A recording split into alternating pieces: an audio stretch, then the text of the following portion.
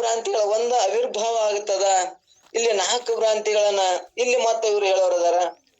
ಮತ್ತೆ ಇನ್ನೊಂದು ಕಡೆ ಇಲ್ಲ ಎರಡೇ ಅಧ್ಯಾಸ ಅದಾವು. ಒಂದು ಸತ್ಯ ಅಧ್ಯಾಸ, ಒಂದು ಮಿಥ್ಯ ಅಧ್ಯಾಸ. ಅಧ್ಯಾಸ ಎರಡೇ ಅದಾವು ಅಂತೇಳಿ ಮತ್ತೊಂದು ಕಡೆ ಹೇಳ್ಕೊಂಡು ಬಂದಾರ. ಒಟ್ಟಾರೆ ಏನೇ ಹೇಳಿಲಿ ಅವರು, ನಮಗ ಒಟ್ಟರ ಭ್ರಾಂತಿ ಒಳಗ ಅಧ್ಯಾಸ ಇಲ್ಲದ ವಸ್ತು ಐತಿ ಅಂತ ತೋರ್ಯದ. ನಾನು ಹುಟ್ಟಿನಿ ಅಂತ ತೋರ್ಯದ, ನಾ ಸಾಯ್ತೀನಿ ಇಲ್ಲ ಅಂತ ನಮಗ್ ಭಯ ಆಗ್ಯದ.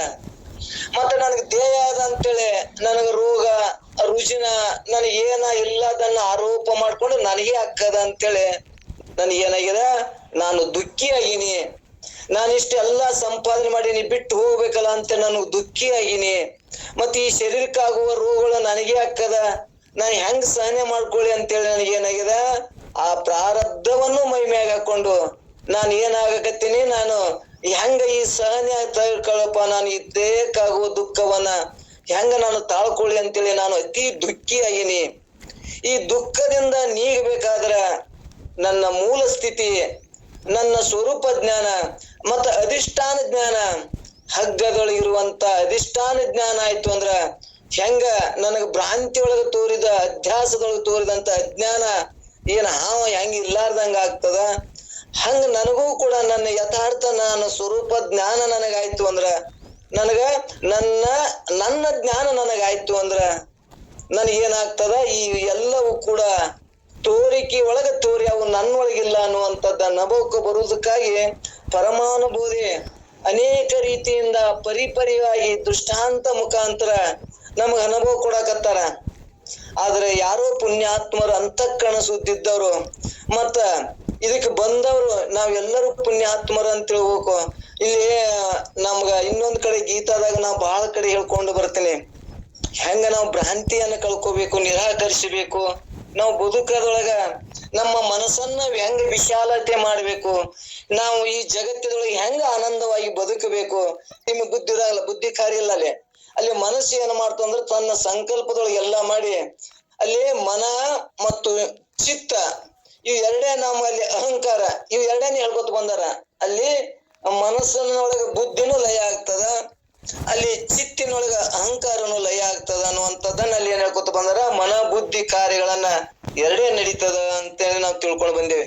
ಹಂಗಿಲ್ಲಿ 5 ಇದ್ರು ಕೂಡ ಒಂದು ಆವಿರ್ಭಾವ ಆಗಿ ಇಲ್ಲಿ ನಮ್ಗೆ ಎರಡೇ ತೋರ್ತಾವ, ಇದ್ರ ಎರಡೇ ಸತ್ಯ ಆಗಿ ತೋರ್ತಾವ, 3, 4 ಕೂಡ ತಿಳಿದಕ್ಕಾಗಿ ಹೇಳ್ಕೋತ ಬಂದಾರ ಅನ್ನೋದೊಂದ್ ಸ್ವಲ್ಪ ನಮ್ಗೆ ಸೂತ್ರ ಗುರ್ತಿತ್ತು ಅಂದ್ರ ಅಲ್ಲಿ ಪ್ರಶ್ನೆ ಸಂಶಯ ಬರಂಗಿಲ್ಲ. ಒಂದ್ ಕಡೆ 5 ಹೇಳಿರಲ್ರಿ, ಒಂದ್ ಕಡೆ ಇಷ್ಟ ಹೇಳ್ತಿರ್ಲಾ ಅಂತೇಳಿ ಹಿಂಗ್ ಮಾಡ್ತಾರ. ಒಂದೊಂದು ಅವಸ್ಥೆ ಒಳಗ ಒಂದೊಂದು ಅವು ಆವಿರ್ಭಾವ ಆಗ್ತಾವ, ಮರ್ಜಿ ಆಗ್ತಾವ ಅನ್ನುವಂಥದ್ದು ಒಂದ್ ಸ್ವಲ್ಪ ನಮ್ ಅನುಭವಕ್ಕಿತ್ತು ಅಂದ್ರ ಈ ಅಧ್ಯಾಸಗಳು ಎಷ್ಟು ಪ್ರಕಾರ ತಿಳ್ಕೊಳಕ 5 ಅಧ್ಯಾಸ ತಿಳ್ಕೊಬೇಕು. ಅವು ಅಧ್ಯಾಸಗಳು ಯಾವ ಅನ್ನುವಂಥದ್ದು ಚಂದ್ರೋದಯ ನಾವ್ ಎಲ್ಲರಿಗೆ ಅನುಭವಕ್ಕೆ ಬಂದದ. ಆ 5 ಅಧ್ಯಾಸಗಳು ಹೆಂಗ ಅದಾವ ಅನ್ನುವಂಥದ್ದನ್ನ ಸ್ವಲ್ಪ ನಾವು ತಿಳ್ಕೋತ ಹೋಗೋಣ. ಇಲ್ಲಿ ಏನ್ ಹೇಳೋರದಾರ ಅಂದ್ರೆ ನಮ್ಮ ಪರಮಾನುಭೂತಿ ಸೂತ್ರ ಪ್ರಾಯವಾಗಿಟ್ಟುಕೊಂಡು ಏನ್ ಸೂತ್ರ ಏನ್ ಹೇಳ್ತದಂದ್ರ, ತಾನಾಗಿ ತೋರ್ಪುದು ಜಗವಿದು, ತಾನಾಗಿ ತೋರ್ಪುದು ಜಗವಿದು ದೇಹಾದಿ ತಾನೆಂಬ ಅಧ್ಯಾಸ ಬಲದಿಂದ. ದೇಹಾದಿ ಅಂದ್ರ ದೇಹ ಯಾವ 3 ದೇಹ, ಇಲ್ಲಿ ಸ್ಥೂಲ ಸೂಕ್ಷ್ಮ ಕಾರಣ 3 ದೇಹ ಅಧ್ಯಾಸ ಆಗ್ಯದ ನಮಗ. ಮತ್ ತಾನೆಂಬ ಅಧ್ಯಾಸದ ಬಲದಿಂದ ಅನ್ನುವಂಥದ್ದನ್ನ ಹೇಳ್ಕೊತ ಬಂದಾರ.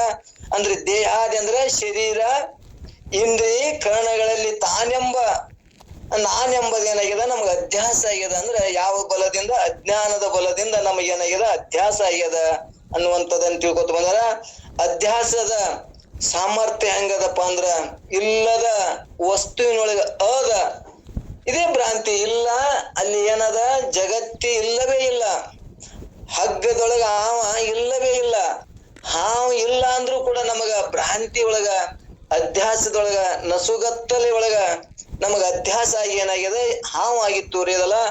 ಹಂಗೆ ಇಲ್ಲದ ಜಗತ್ತು ನಮಗ ಸತ್ಯ ಆಗಿ ತೋರಿದ ಸಂಬಂಧ ಈ ದೇಹಾದಿ ಬುದ್ಧಿ ವ್ಯವಹಾರಗಳು ಸತ್ಯ ಅಂತ ತಿಳ್ಕೊಂಡ ಸಂಬಂಧ ನಾನು ಎಷ್ಟೇ ನನ್ನ ಆತ್ಮ ನಾನಿದ್ರೂ ಕೂಡ, ನನ್ನ ಸ್ವರೂಪ ನಾನು ಬ್ರಹ್ಮನಿದ್ರೂ ಕೂಡ ನನಗೇನಾಗ್ಯದ ಅಧ್ಯಾಸ ಆಗಿ ಅಜ್ಞಾನದೊಳಗ ಈ ದೇಹಾದಿ ಸಂಬಂಧಪಟ್ಟು ಇವೇ ಸತ್ಯ, ಇವೇ ನಾನದೀನಿ, ನಾನು ಸಾಯ್ತೀನಿ, ನನಗೆ ದುಃಖ ಆಗ್ತದ ಅಂತೇಳಿ ಅಧ್ಯಾಸ ಮಾಡ್ಕೊಂಡು ಜಗತ್ತಿಯ ಲೋಕ ಏನಾಗಕತ್ತದಂದ್ರ ಭ್ರಾಂತಿ ಒಳಗ್ ತೊಡಗ್ಯದ ಅನ್ನುವಂಥದ್ದನ್ನ ಒಂದೊಂದು ನಮ್ಗೆ ತಿಳಿಸ್ಕೋತ ಹೋಗೋರದಾರ.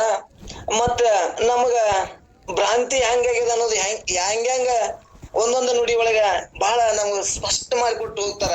ಅಲ್ಲಿ ಅವ್ರು ಪ್ರಶ್ನೆ ಮಾಡ್ತಾರ, ಅಯ್ಯೋ ಇದು ಕರೆಕ್ಟ್ ರೀ ನೀವ್ ಹೇಳುದು, ನಿಮ್ಗ ಹಗ್ಗದೊಳಗ ಆಗ್ಯದ ಅಂತ ನೀವ್ ಹೇಳ್ತೀರಿ. ಅದೇ ಮುಂದೆ ಅವ್ರು ಪ್ರಶ್ನೆ ಮಾಡ್ತಾರ, ಅಧ್ಯಾಸ ನಮ್ಗೆ ಏನಾಗ್ಯದ ಅದ್ರದ್ದೇನೋ ತಿಮಿರಾಂಧದ ದೋಷ ಆಗ್ಲಿ, ದೋಷದೊಳಗ ನಮ್ಗೆ ಏನಾಗ್ಯದ ಅಧ್ಯಾಸ ಆಗ್ಯದ. ಇದು ಇದು ನಮ್ಗ ಕಣ್ಣ ತೋರ್ತದ, ನಾ ವಿಚಾರ ಮಾಡ್ತೀನಿ, ಮತ್ತ ನನಗ ಜ್ಞಾನ ಅದ, ಜ್ಞಾನ ಇದ್ರು ಕೂಡ ನಮಗ್ ಸತ್ಯ ಜಗತ್ ತೋರ್ತದಲ್ಲ ಅಂತೇಳಿ ಹಿಂಗ ಏನ್ ಮಾಡ್ತಾನಪ್ಪ ಅಂದ್ರ ಅಲ್ಲಿ ಪ್ರಶ್ನೆ ಮಾಡ್ತಾನ. ಅವು ಒಂದೊಂದು ಪ್ರಶ್ನೆಗಳಿಗೆ ಒಂದೊಂದು ರೀತಿ ಉತ್ತರವನ್ನ ಕೊಟ್ಕೋತ ನಮ್ಗೆ ಏನ್ ಮಾಡ್ತಾನ, ಭ್ರಾಂತಿ ಅನ್ನೋದು ನನಗ ಇಲ್ಲವೇ ಇಲ್ಲ, ಅಧ್ಯಾಸದೊಳಗಾಗ್ಯದ ಅನ್ನುವಂಥದ್ದನ್ನ ಇಲ್ಲಿ 5 ಅಧ್ಯಾಸಗಳನ್ನ ತಿಳಿಸ್ಕೋತ ಹೋಗ್ತಾರ. ಇಲ್ಲಿ ಏನ್ ಹೇಳಿದ್ರಪ್ಪ ಅಂದ್ರ, ತಾನಾಗಿ ತೋರ್ಪುದು ಜಗವಿದು ದೇಹಾದಿ ತಾನೆಂಬ ಅಧ್ಯಾಸದಿಂದ ನಮ್ಗೆ ಜಗತ್ತೇ ಸತ್ಯ ಆಗಿ ತೋರ್ತದ.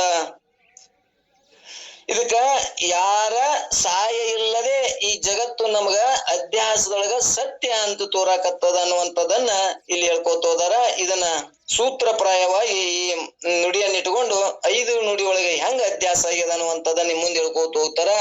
ಇಲ್ಲಿ ದೇಹ ಮತ್ತು ಇಂದ್ರಿಯ ಮತ್ತು ಕರ್ಣ ಮೊದಲಾದಗಳಲ್ಲಿ ಅವುಗಳಲ್ಲಿ ಧರ್ಮಗಳು ನಾನು ನನ್ನದು ಎಂಬುದಾಗಿ ನಮಗೇನಾಗ್ಯದ ಅಧ್ಯಾಸ ಆಗ್ಯದ. ಇವು ದೇಹ ಮತ್ತು ಇಂದ್ರಿಯಗಳು ಜ್ಞಾನೇಂದ್ರಿಯಗಳು, ಕರ್ಮೇಂದ್ರಿಯಗಳು, ಅಂತಃಕರಣಗಳು, ಇವಿಷ್ಟೆಲ್ಲ ನಮ್ಮೆಲ್ಲರಿಗೆ ಪಂಚೀಕರಣದೇ ಅನುಭವ ಅದ. ಮತ್ತ ಇದು ದೇಹ ಏನಪ್ಪಾ ಅಂದ್ರೆ ಇದು ಸ್ಥೂಲ ಸೂಕ್ಷ್ಮ ಕಾರಣ ದೇಹ ಅನ್ನೋದು ನಮ್ಗೆ ಅನುಭವ ಅದ. ಇವು ಮತ್ತು ಕರ್ಣ ಕಾಯ ವಾಚ ಮನ ಕರ್ಣಗಳಿಂದ ಮೊದಲಾದಗಳ ಇವು ಧರ್ಮಗಳು ನಾನು ನನ್ನದು ಎಂಬುದಾಗಿ ನಮ್ಗೇನಾಗಿದೆ ಅಧ್ಯಾಸ ಆಗ್ಯದ. ಅದು ಹೆಂಗ ಅಧ್ಯಾಸ ಆಗ್ಯದ ಅಂದ್ರ ಭ್ರಮದಿಂದ ಅಹಂಕಾರ ಮೂಲಕ ಈ ದೃಶ್ಯವಾದ ನಾಮರೂಪಾತ್ಮಕ ಜಗತ್ ಎದ್ರಾಗಂದ್ರ ಭ್ರಮದೊಳಗ ತಾನೇ ಅಂತೇಳಿ ತೋರಾಕತ್ತದ, ಇದು ಸತ್ಯ ಅಂತ ತೋರಾಕತ್ತದ. ಅರ್ಥಾತ್ ಅದು ಎದ್ರಾಗ ತೋರ್ತಂದ್ರ ಅಹಂ ಅಂದ್ರ ನಾನು ಅಂದಾಗ ಇದು ಜಗತ್ತೇ ತೋರ್ತದ. ಇದಂ ಲಕ್ಷಣಾತ್ಮಕ ಜಗತ್ತು ಭ್ರಮರೂಪವಾಗಿ ತೋರ್ತದ ಅಂತ ಇಲ್ಲಿ ಹೇಳ್ತಾರ. ನಾವು ಮಕ್ಕೊಂಡಾಗ ಸುಸುಪ್ತಿ ಅವಸ್ಥೆಯೊಳಗ ನಮಗ ಯಾವ ಜಗತ್ತೇ ಇಲ್ಲ, ಇಂದ್ರಿಗಳಿಲ್ಲ, ಏನೂ ಇಲ್ಲ, ಆನಂದವಾಗಿದ್ದೀನಿ. ಜಾಗೃತಕ ಬಂಧುಗಳ ನಾನು ಅಂತ ಬಂದಾಗ ಇದು ನಮ್ಗೆ ಜಗತ್ತೇ ತೋರ್ತದ ಅನ್ನುವಂಥದ್ದು ಹೇಳ್ತಾರ. ಅದೇ ನಾವು ಮನ್ಯಾಗ ಧ್ಯಾನ ಮಾಡ್ಕೋತ ಕಣ್ಣು ಮುಚ್ಚಿತ್ತು ಕೂತಾಗ ನಮ್ಗೆ ತೋರುದಿಲ್ಲ ಜಗತ್ತ. ನಾವು ಕಣ್ಣು ತೆಗೆದು ನೋಡ್ದೇವ ಅಂದ್ರೆ ಜಗತ್ತೇ ನಮಗ ನಾಮರೂಪಾತ್ಮಕವಾದ ಜಗತ್ತು ನಮ್ಗ ತೋರ್ತದ. ಅಂದ್ರೆ ಎಲ್ಲಿ ತೋರ್ತು? ನನ್ನಲ್ಲೇ ತೋರ್ಯದ. ಅದು ಹೆಂಗ ತೋರಿದ? ಭ್ರಾಂತಿದೊಳಗ ಅಂತೂ ಅಧ್ಯಾಸ ಆಗಿ ಇಲ್ಲದ ವಸ್ತುಗಳ ಅದ ಅಂತೇನು ತೋರಿದ್ರೆ ಇದೇ ಅಧ್ಯಾಸ ಆಗ್ಯದ ಅನ್ನುವಂಥದ್ದನ್ನ ಒಂದು ಹೇಳ್ಕೋತ ಹೋಗೋರದಾರ. ಇದು ಇದಂ ಲಕ್ಷಣಾತ್ಮಕ ಜಗತ್ತು ಭ್ರಮರೂಪವಾಗಿ ತೋರ್ತದ. ನಾನು ಅಂದಾಗ ಇದು ತೋರ್ತದಲ್ಲ, ಇದಂ ಅನ್ನೈತಲ್ಲ, ನನ್ನ ಬಿಟ್ಟು ಅನ್ಯವಾದದ್ದೇನು ತೋರ್ತಲ್ಲ, ಇದು ಜಗತ್ತ. ಇದು ಏನಾಯ್ತಪ್ಪ ಅಂದ್ರ ಭ್ರಮರೂಪದೊಳಗ ತೋರ್ತದ. ಅಂದಾಗ ಇದಂ ಅನ್ನೋದು ತೋರ್ತದ ಅನ್ನುವಂಥದ್ದನ್ನ ಹೇಳೋರದಾರ. ಇಲ್ಲಿ ದೇಹಾತ್ಮ ಅಧ್ಯಾಸದಿಂದಲೇ ದೇಹ ಮತ್ತು ಆತ್ಮ ಅಧ್ಯಾಸದಿಂದಲೇ ಜಗತ್ತು ಕಾಣಿಸುತ್ತದೆ ಎಂದು ನಮ್ಗ ಹೇಳೋರದಾರ. ದೇಹ ಮತ್ತು ಅಧ್ಯಾಸ ಹೆಂಗಾಗ್ಯದ? ಅನಾತ್ಮ ವಸ್ತುಗಳು ಆತ್ಮ ವಸ್ತುಗಳು ಕೂಡಿರುವುದರಿಂದ ಅಲ್ಲಿ ಏನಾಗ್ಯದ? ಆತ್ಮನನ್ನ ಅಧ್ಯಾಸ, ಆತ್ಮನನ್ನ ಮರಿಸಿ ಅನಾತ್ಮ ವಸ್ತುಗಳೇ ನಮ್ಗ ಸತ್ಯ ಅಂತ ಏನು ತೋರ್ಯದಲ್ಲ, ಇಲ್ಲಿ ಹೆಂಗ ತೋರ್ಯದ ಅನ್ನುವಂಥದ್ದನ್ನ ಒಂದೊಂದು ಈ 1ನೇ ನುಡಿ ಒಳಗೆ ಹೇಳ್ಕೊತ ಹೋಗ್ತಾರ. ಕುಂದದೆ ದೇಹಿ ನಾನೆಂದು ಸಾವಯವ ನಾನೆಂದು ತೋರುವ ತನ್ನ ಭ್ರಮೆಯಿಂದ ಒಂದಿ ಕಾಣಿಪುದು ಜಗತ್ರಯ ವೈದಿತ ನಂದದುವೆ ನೋಡಿ ವಿಚಾರ ಮಾಡು ಅಂತ ಹೇಳಿರ್ತಾರ. ಅವಿಚಾರದೊಳಗ ನೋಡುವುದರಿಂದ ಇದು ತೋರ್ತದ. ವಿಚಾರ ಮಾಡಿ ನೋಡಿದ್ರ ಇದು ಲೋಕ ಏನೈತಲ್ಲ, ಲೋಕವು 5 ಅಂದ್ರೆ ಚೆನ್ನಾಗಿ ಏನೇ ನಮಗ ಹೊಂದಿಕೊಂಡು ತೋರಾಕತ್ತದ. ಭ್ರಾಂತಿ ಒಳಗ ಇವು ಇಲ್ಲದ ವಸ್ತುಗಳು ಅದ ಅಂತೇಳಿ ತೋರಾಕತ್ತದ ಅನ್ನುವಂಥದ್ದೊಂದು ದೃಷ್ಟಾಂತಗಳನ್ನ ಇದು ಆತ್ಮ ಹೆಂಗದನ, ಅವ ಅವಯಗಳಿಲ್ಲ, ನಿರ್ವಯವಾದ ಉಳ್ಳವದನ. ಈ ನನಗ ಅವಯಗಳದಾವು ಎಂದ್ರ ಈ ಕೈಯ ಕಾಲ ಕಣ್ಣ ಇವೆಲ್ಲ ಅಂತಃಕರಣಗಳೆಲ್ಲ ಅವಯಗಳನ್ನ ಇಟ್ಟುಕೊಂಡು ನಾನು ಏನ್ ಮಾಡಕತ್ತೀನಿ, ನನಗ್ ಕಾಣ್ತಾವಲ್ಲ, ತೋರ್ತಾವಲ್ಲ, ಇದ್ರಲಿಂದ ನಾನು ವ್ಯವಹಾರ ಮಾಡಕತ್ತೀನಿ. ಆತ್ಮ ಕಾಣಂಗಿಲ್ಲ, ಅವ ಏನೋ ಅವಯಗಳಿಲ್ಲ, ಆದ್ರೂ ಕೂಡ ಅವ ಕಾರ್ಯ ಮಾಡ್ತಾನ. ನಾ ಆ ಕಾರ್ಯ ಯಾರು ಸತ್ತದಕ್ಕೆ ಮಾಡ್ತದನ ನನ್ಗೆ ಗುರ್ತಾಗ್ಲಾರೆ, ಇದು ನನ್ನ ಸತ್ತದಾಗ ನಾನೇ ಮಾಡಕತ್ತೀನಿ, ನಾ ಅವಯಗಳಿಂದ ನಾನು ಜಗತ್ಯವನ್ನ ನೋಡಕತ್ತೀನಿ, ಜಗತ್ತೊಳಗ ಕಾರ್ಯಗಳನ್ನು ನಾನೇ ಮಾಡಕತ್ತೀನಿ ಅನ್ನುವಂಥದ್ದು ದೇಹವೇ ನಾನು ಅನ್ನುವಂಥದ್ದನ್ನ ನಮ್ಮ ಇದಮ್ಮ ಅಹಂಕಾರದೊಳಗ ಅಜ್ಞಾನದೊಳಗ ತೋರಿದ ಅನ್ನುವಂಥದ್ದನ್ನ ಈ ನುಡಿ ಮುಖಾಂತರ ತಿಳ್ಕೊಳ್ತಾ ಹೋಗ್ತಾರ. ನಾನು ದೇಹವುಳ್ಳವನು, ನಾನು ದೇಹವುಳ್ಳವನು, ಇಂದ್ರಿಯಗಳುಳ್ಳವನು ಎಂಬ ದೇಹದ ಬ್ರಹ್ಮಬುದ್ಧಿ ಮೂಲಕವಾಗಿ, ಈ ಬುದ್ಧಿ ಮೂಲಕವಾಗಿ ಈ ದೃಶ್ಯವಾದ ಮೂರು ಲೋಕವು ಭ್ರಮರೂಪವಾಗಿ ತೋರುತ್ತದೆ. ಇಲ್ಲಿ ಮೂರು ಲೋಕಗಳು ಹೆಂಗ್ ತೋರಕತ್ತದ, ಭ್ರಮೆ ರೂಪವಾಗಿ ತೋರಕತ್ತದ ಅನ್ನುವಂಥದ್ದನ್ನ ಹೇಳ್ಕೊತ ಹೊಂಟಾರ. ವಿಚಾರವನ್ನು ಮಾಡಿ ನೋಡಲಿದು ಕೇವಲ ಅವಿಚಾರ ರಮಣೀಯವಾಗಿರುತ್ತದೆ. ಯಥಾರ್ಥವಾಗಿ ಜಗತ್ತು ಅರಮಣೀಯವಾಗಿ ತೋರಕತ್ತದ. ಇದು ಜಗತ್ತು ಹೆಂಗದ, ವಿಚಾರ ಮಾಡಿದ್ರ ಯಥಾರ್ಥವಾಗಿ ಜಗತ್ತು ಇಲ್ಲವೇ ಇಲ್ಲ. ಮತ್ತೆ ಎಲ್ಲಿ ತೋರ್ಯದ ಅಂದ್ರ ಭ್ರಮದೊಳಗೆ ತೋರ್ಯದ, ಅಹಂ ಭ್ರಮದೊಳಗೆ ತೋರ್ಯದ ಅನ್ನುವಂಥದ್ದನ್ನ ಈ ಪರಮಾನುಭೂತಿ ನಮಗೇನ್ ಹೇಳಕತ್ತಾರಪ್ಪ ಅಂದ್ರ 10ನೇ ನುಡಿ ಒಳಗೆ ಸ್ಪಷ್ಟ ಮಾಡಕತ್ತಾರ. ಇದು ನಮ್ಗೆಲ್ಲರಿಗೆ ಗುರ್ತದ, ಅನುಭವದ. ಆದ್ರೂ ಇದನ್ನ ಇನ್ನಿಷ್ಟು ದೋಷಗಳನ್ನಿದ್ರು ಕೂಡ ನಮಗ್ ಕಳ್ಕೊಳಕ್ಕಾಗ್ಲಿ, ಮತ್ತೆ ಇನ್ನಿಷ್ಟು ದೋಷಗಳನ್ನಿದ್ರು ಕೂಡ ನಾವು ಮನನಕ್ಕೆ ಹೋದಾಗ ಒಳ್ಳೊಳ್ಳೆ ವಿಚಾರ ಮಾಡುವುದರಿಂದ ಇದು ದೇಹಾದಿಗಳಿಗೆ ಏನದಾವು, ಅವಯಗಳದಾವು, ಆತ್ಮನಿಗೆ ಅದಾವನು ಅಂದ್ರೆ ಇಲ್ಲ. ನಮ್ಗೆ ಏನ್ ನನಗದ, ಮತ್ತೆ ನಾ ಮಾಡ್ತೀನಲ್ಲ, ನಾನೇ ದೇಹ, ನಾನೇ ಇಂದ್ರಿಯಗಳು ಅಂದ್ರ ನನ್ನ ಅವಯಗಳು ಏನದಾವಲ್ಲ, ಇವು ಕರ್ಮೇಂದ್ರಿಯಗಳು, ಕೈಯ, ಮತ್ ಇವು ಎಲ್ಲಾ ಮಾಡ್ತೇನಲ್ಲ, ನಾ ಜ್ಞಾನೇಂದ್ರ ಮುಖಾಂತರ ಮಾಡ್ತೀನಿ. ನಾನು ಏನ್ ಮಾಡಕತ್ತೀನಿ, ಸತ್ಯದ ಅಂತೇಳಿ ನಾನು ಹುಟ್ಟು ಸಾವುಕ್ ಒಳಪಟ್ಟಿನಿ, ಭ್ರಾಂತಿ ಒಳಪಟ್ಟಿನಿ.